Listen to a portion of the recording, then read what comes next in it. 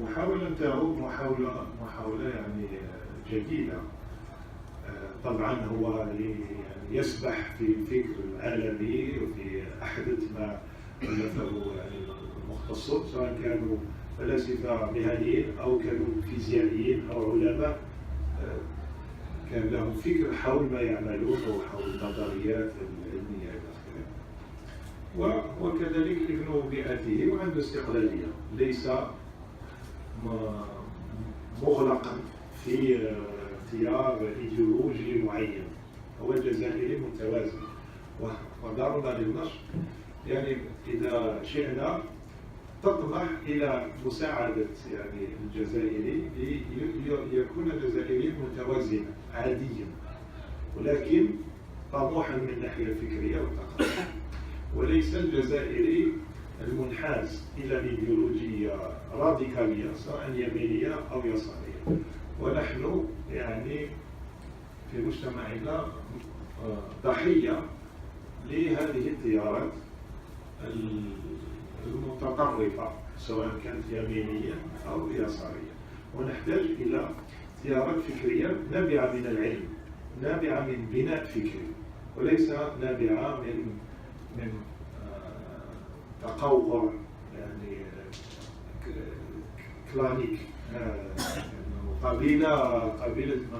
قبيلة إيديولوجيا فلانية منغلقة على نفسها ومنغلقة على المجتمع وغير قابلة للحوار على المجتمع، متقابلة على المجتمع لكي تسيطر عليه وعلى خيراته وعلى إلى آخره. وهذه الإيديولوجيا هي الفساد عينه، وهي المانعة للتطور الإنسان الجزائري نحو الحضارة ونحو الفئة التالية. ننظر إلى الإنتاج الفكري الفلسفي في العالم العربي، قليل ما نجد من يفكر من يكتب في المجال الذي يكتب فيه السيد رفيق حسيزو، وهو مجال فلسفة الفيزياء، لأن الفيزياء تقود العلوم الآن، تقود كل العلوم، وكل شيء في الوجود حتى الأمور البيولوجية يعني متكونة من ذرات ومن مكونات الذرة إلى آخره. فالفيزياء هي أم العلوم الآن. إذا كانت علوم أخرى ممكن صنعت الثورات العلمية، الآن الفيزياء هي اللي تعمل الثورات العلمية الحالية والمستقبلية. وهو موضوع شائك لأن صاحبه يجب عليه أن يفهم جيدا موضوع الفيزياء الحديثة، وكذلك يفهم يعني له باع في الفلسفة وتاريخ العلوم إلى آخره. والحمد لله يعني سي رفيق يعني وفقه الله إلى هذا الأمر، وأنتج هذا الكتاب الذي هو يعني فيه تحليل وتفكيك للنظريات العلمية، ومن خلال هذا التفكيك يعني كيف تتغير النظريات العلمية وتتطور. وأترك له يعني هو سي رفيق حيا حمزيزو est un doctorant, il finalise son doctorat récemment à l'université de Lille, spécialité de la philosophie de la physique. C'est une des spécialités à l'intérieur du thème d'aujourd'hui, qui est la philosophie des sciences. Généralement, dans le monde arabe, les écrits en philosophie des sciences, c'est très pauvre, ou bien c'est des traités didactiques qui reprennent et ruinent ce que les autres ont écrit. Il n'y a pas des traités, à ma connaissance, qui sortent du lot et qui font de l'innovation, etc. Il y a de bons spécialistes, des gens qui ont étudié et qui enseignent, s'il y a cet enseignement, dans certaines universités arabes. Chez nous, la philosophie, c'est un parent pauvre de la connaissance, alors que la philosophie, c'est la mère de toutes les sciences. Et c'est encore aujourd'hui, retour à l'époque grecque, en quelque sorte, c'est encore aujourd'hui la mère de toutes les sciences. C'est là le secret et même l'intérêt du travail de M. Et là, nous avons la chance qu'un de nos compatriotes traite d'un sujet vraiment au cœur de ces préoccupations philosophiques, de la philosophie des sciences et de la philosophie de la physique particulièrement. Auparavant, M. Riam Zizou a fait l'ENA d'Alger et de Paris. Il est aussi juriste, il est licencié en droit. Et il est diplomate de métier. Vous êtes actuellement vice-consul à Lille? Il est vice-consul. Il ne veut pas trop parler de cet aspect officiel, parce qu'il est là en tant qu'individu. Voilà. Il a un autre livre que Inch'Allah nous comptons publier, qui a trait à l'expérience scientifique. Son histoire et les questions philosophiques qui y sont liées. L'expérience scientifique revient à la première place, après que la technologie a permis de sonder les confins de l'univers et les confins de la matière aussi. Il y a un siècle, ce n'était pas très possible, donc c'était plus les théories, les maths, etc., à partir des grands principes de la physique. Maintenant, grâce à la technologie, grâce aux découvertes technologiques, la science peut explorer par l'expérience l'infiniment loin, et que ce soit dans le macrocosme ou dans le microcosme. Et là, il va développer justement. Voilà. Merci. D'abord, je tiens à dire que je suis très content d'être dans cet espace fécond pour l'échange. Et je vais essayer d'être aussi rapide et bref pour permettre à tous les invités d'interagir et de poser des questions par rapport à ce thème, parce que le but aussi c'est de développer un échange fructueux sur des sujets de ce genre qui ne sont pas très diffusés dans notre pays. Malheureusement. Je remercie M. Albé pour les mots très encourageants et gentils qui ont été exprimés à mon égard, et je tiens à le remercier pour avoir pris l'engagement d'investir aussi dans ce domaine en éditant mon premier livre, qui est dans le titre « Les statuts de la vérité, essai sur la structure des théories scientifiques ». Donc, le thème, pour un peu être méthodique, je vais parler globalement de la philosophie des sciences, et puis je vais donner un aperçu sur les 2 livres que j'ai écrits qui traitent de sujets précis par rapport à ce domaine. Ensuite, je vais aborder les perspectives, quels sont les thèmes qui sont actuellement au cœur des débats, des discussions des philosophes des sciences dans le monde, et quelles sont les perspectives de ce domaine dans le futur. Je vais commencer mon exposé par une question toute simple. Pourquoi la science s'est séparée de la philosophie? Question très difficile, dont on ne connaît pas vraiment ni la date, ni l'origine. Alors, le seul penseur, à mon sens, qui a essayé de répondre à cette question est Bertrand Russell, qui a eu un prix Nobel, qui est un penseur du XXe siècle, qui a écrit beaucoup de nombreux ouvrages en philosophie et en philosophie des sciences, qui a dit simplement « La science est séparée de la philosophie au moment où on a trouvé des réponses précises à des questions qui ont été posées par la philosophie. » Par exemple, lorsqu'on a trouvé des réponses précises à la question posée sur le mouvement des planètes autour du Soleil, l'astronomie s'est séparée de la philosophie. Lorsqu'on a compris comment l'organisme vivant fonctionne, la circulation sanguine, lorsque Harvey a découvert la circulation sanguine, la médecine commençait à se séparer de la philosophie, etc. Donc pour lui, c'est la spécialisation qui a entraîné cette rupture entre la science et la philosophie.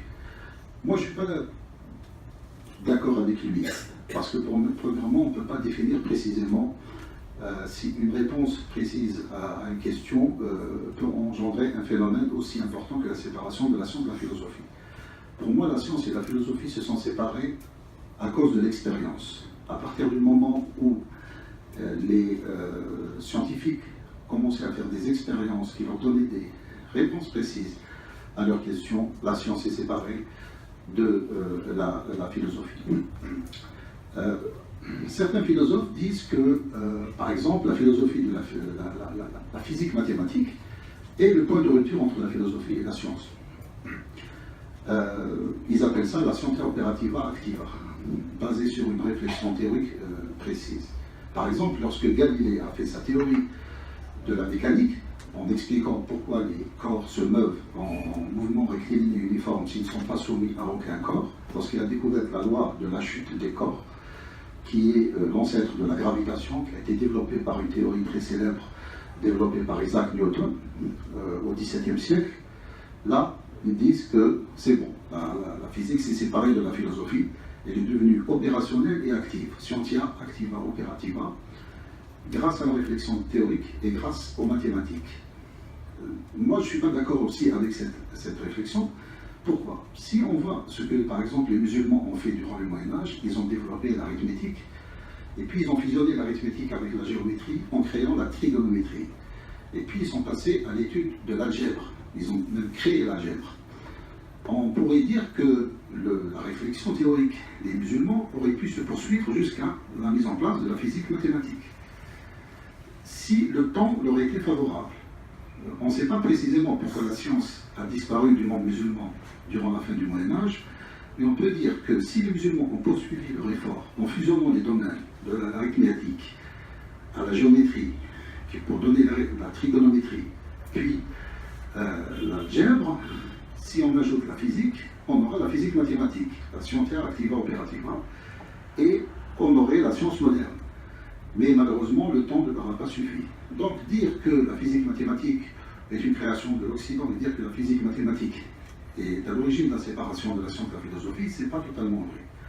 Je donne un autre exemple. Lorsque les Grecs, au 5e siècle avant Jésus-Christ, ils ont découvert l'héliocentrisme. Aristote de Samos et Héraclite du Pont ont développé la même théorie que Copernic. Et ça n'a pas marché, cette théorie n'a pas été acceptée parce qu'ils n'ont pas pu remettre en cause la physique d'Aristote, qui était fausse. La physique d'Aristote a duré 1000 ans, qui disait que la Terre était le centre de l'univers et que la gravitation s'explique par l'attraction naturelle de la Terre, parce que la Terre est un corps naturel qui attire vers lui les objets, parce que c'est le centre de l'univers. C'est une théorie complètement fausse, mais elle a duré 1000 ans. Aristote de Samos et Héraclite du Pont n'ont pas pu remettre en cause la physique d'Aristote, même si leur théorie mathématiquement était juste.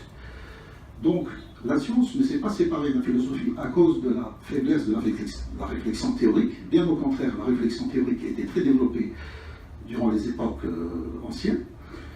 Ce qui manquait, c'est l'expérience. Les anciens ne pratiquaient pas des expériences. C'est étonnant. Et le premier qui a découvert la valeur épistémologique et philosophique et scientifique de l'expérience, c'est un penseur musulman, c'est Ibn Haytham.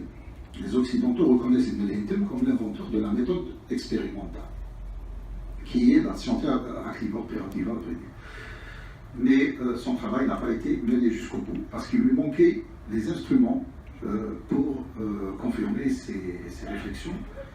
À l'époque de Ibn Haytham, il n'y avait pas les lentilles, les verres très bien faits pour pouvoir fabriquer des dispositifs d'optique. Ces instruments n'ont été fabriqués que durant la Renaissance par les Italiens. Mais ensuite, la méthode expérimentale a été développée par Mersenne, par D'Alembert, par Newton et Galilée, en faisant des expériences. Et à partir de ce moment, la science s'est séparée de la philosophie. La science devenait quelque chose de technique, devenait quelque chose d'expérimental. Et donc, elle s'est séparée de la philosophie. Si j'ai tenu de faire cette introduction, c'est pour vous éclairer un peu sur la question fondamentale, pourquoi la science est séparée de la philosophie. Parce que si on ne comprend pas pourquoi la science est séparée de la philosophie, on ne peut pas comprendre c'est quoi la philosophie des sciences. Maintenant, la philosophie des sciences, c'est quoi? C'est, dès lors que la science est séparée de la philosophie, les philosophes se sont interrogés sur son origine, son but, si vous voulez, son objectif, ses méthodes et son fondement. Les penseurs occidentaux pensent que la philosophie des sciences est apparue au début du XXe siècle, grâce aux travaux des Allemands, des Français et des Anglais. Les Anglais appellent la philosophie des sciences l'épistémologie. Épistémologie, c'est un nom composé du grec épistémès qui est la science et logos qui est la logique. Donc c'est un peu la logique de la science, enfin, si on veut la théorie de la science, qui est devenue ensuite la philosophie des sciences. Les Allemands l'appellent Erkenntnistheorie, c'est-à-dire la théorie de la connaissance, et les Français l'appellent la philosophie des sciences. Les premiers philosophes des sciences, officiellement, c'est des penseurs comme Reichenbach, Carnap, Handel, qui se sont réunis dans ce qu'on appelle le cercle de Vienne, et ils ont créé la philosophie des sciences. Son objectif est simple, rendre les énoncés philosophiques concernant la science aussi précises que possible. Tracer une ligne de démarcation nette entre la science et la non-science. Qu'est-ce qui est scientifique, qu'est-ce qui n'est pas scientifique. Et aussi chercher des phrases aussi précises que possible, qui ont un sens. Ils ont tracé une frontière nette entre le sens et le non-sens. Qu'est-ce qui a un sens, qu'est-ce qui n'a pas de sens. Et malheureusement, ces philosophes rejettent alors tout ce qui n'est pas scientifique, c'est-à-dire la métaphysique, la morale et même la religion. Ils disent le problème avec la religion, c'est que les phrases contenues dans les théories de la religion n'ont pas de sens.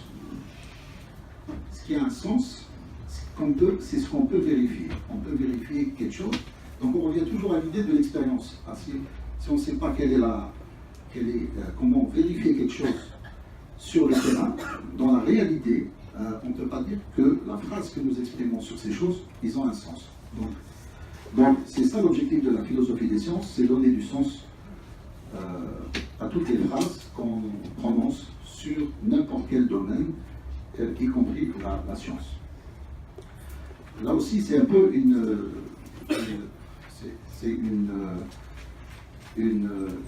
définition qui n'est pas très exacte, parce que ce que je peux dire, c'est que les philosophes des sciences ont existé depuis très longtemps, au début du XXe siècle. Par exemple, Descartes a écrit son livre Discours de la méthode, et Kant a écrit son livre connu Critique de la raison pure, qui sont des livres, des manuels de philosophie des sciences, c'est-à-dire des manuels qui disent quelles sont les phrases qui ont un sens, et c'est quoi en vérité la science. Et je dirais même, il y a eu des philosophes des sciences durant le Moyen-Âge musulman. Par exemple, Al-Ghazali a écrit son livre très important, Tahafut al-Falasifa, qui en latin, donc il a été traduit en latin, on appelle Destruction philosophale, qui est un traité de philosophie des sciences, parce que son objectif est la destruction de la physique d'Aristote. Et Ibn Rushd a réfuté le thème de ce livre en écrivant son livre, donc Tahafut, qui est la réhabilitation de la physique d'Aristote. Et moi je dirais que paradoxalement, Averroès, Ibn Rushd, a été très bien étudié par les Occidentaux, et Ghazali, pas vraiment. Alors que Ghazali, c'est lui qui a vraiment ouvert la voie à la science, puisqu'il a écrit son livre La destruction de la physique d'Aristote, qui est l'obstacle. La physique d'Aristote est l'obstacle à la science durant le Moyen-Âge.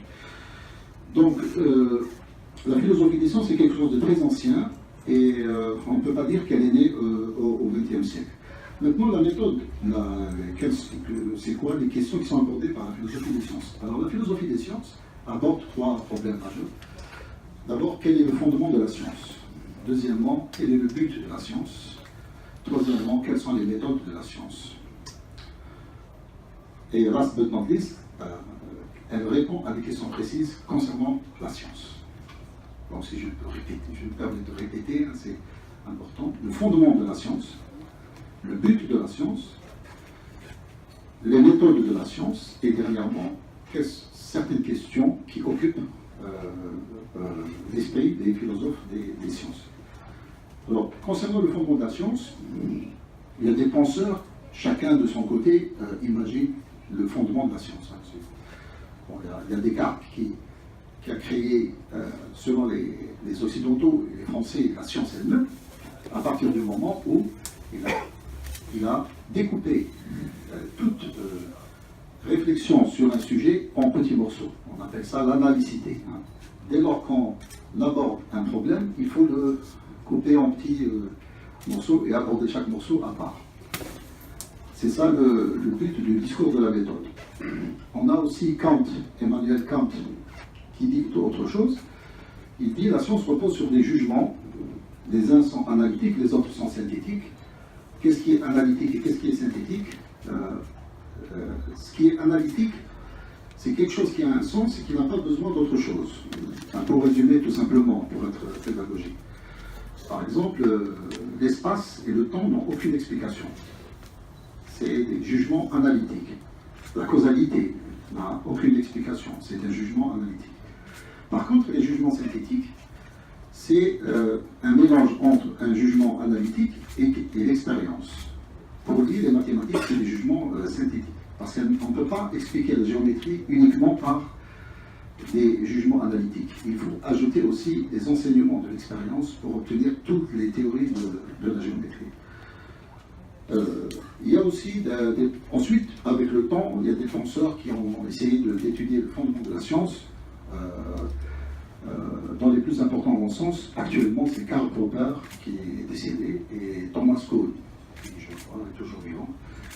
Karl Popper dit ce qui est important dans la science, c'est la testabilité. Là, on revient encore à l'expérience. C'est pour ça que j'ai dit au début, l'expérience, c'est le point de rupture. C'est le début de la science, si on veut. À partir du moment où on fait des expériences, c'est ça la science.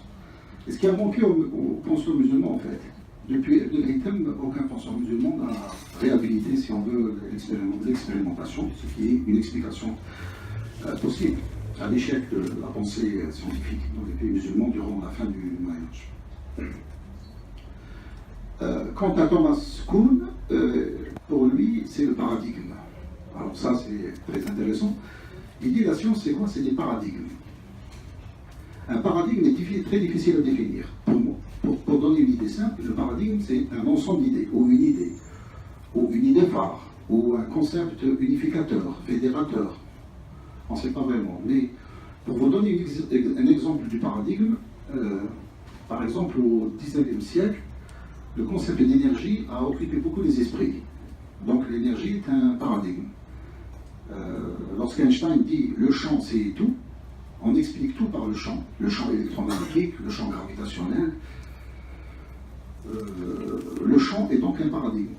Donc les paradigmes, c'est des idées forces, comme dit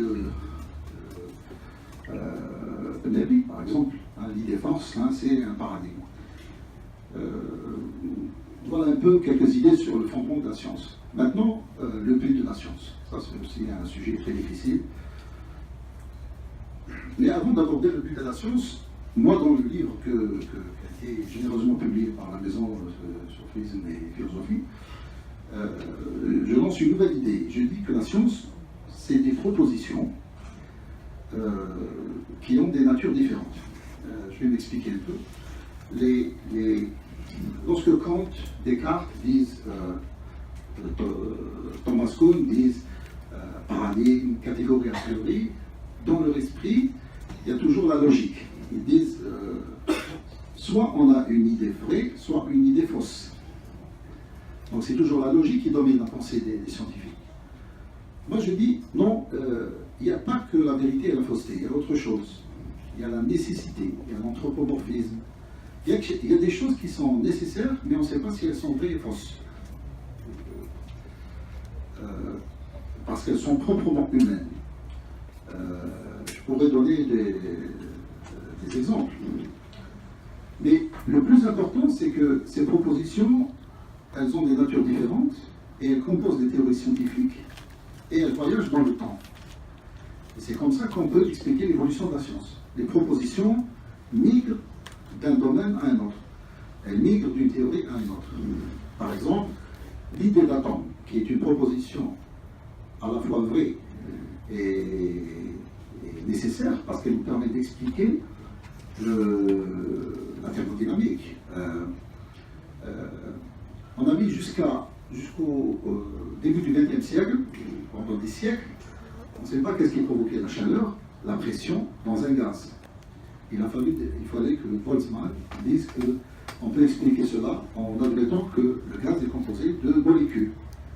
Et cette idée n'a jamais été reconnue parce que, comme le disait Thomas Kuhn, il y avait un paradigme qui était l'énergie. et les penseurs énergéticiens ont rejeté les idées de Boltzmann jusqu'à ce que celui-ci s'est suicidé. Et pourtant, au début quelques années plus tard, avec la mécanique quantique, on a découvert qu'effectivement les gaz sont composés de molécules. Donc voilà. Donc l'atome est un concept qui migre dans le temps. Il a été découvert par les Grecs, Épicure, etc. Et puis il a sommeillé, puis il a été redécouvert par Boltzmann, et puis par Einstein, etc. Et donc les idées, on a l'impression qu'elles se déplacent dans le temps, elles migrent. Donc la science, c'est quoi? C'est des propositions. Une proposition, c'est quoi? C'est une phrase qui a un sens, qui désigne quelque chose, une entité. La nouveauté, c'est que ces propositions voyagent dans le temps, elles migrent d'un espace à un autre. Et je dirais même qu'elles se déplacent d'un domaine à un autre. Il y a parfois des concepts magiques qui ont été repris par la science. Il y a aussi des concepts religieux. Donc l'idée d'une démarcation entre la science et la non-science est une idée complètement fausse. Les sciences sont liées à d'autres domaines du savoir. La mythologie, la magie, la religion, la sorcellerie, etc. Voilà. Maintenant, on a terminé avec le fondement de la science. Quel est le but de la science? Maintenant, quel est le but de la science? La science, pour moi, n'a pas de but. Toute chose dans l'univers, elle existe, elle est vivante, et il ne faut pas chercher une raison à cette existence. Si ce n'est bien sûr le créateur divin. Mais dire qu'il y a un but, c'est un peu idéologique. Mais tout de même, certains penseurs ont expliqué le but de la science.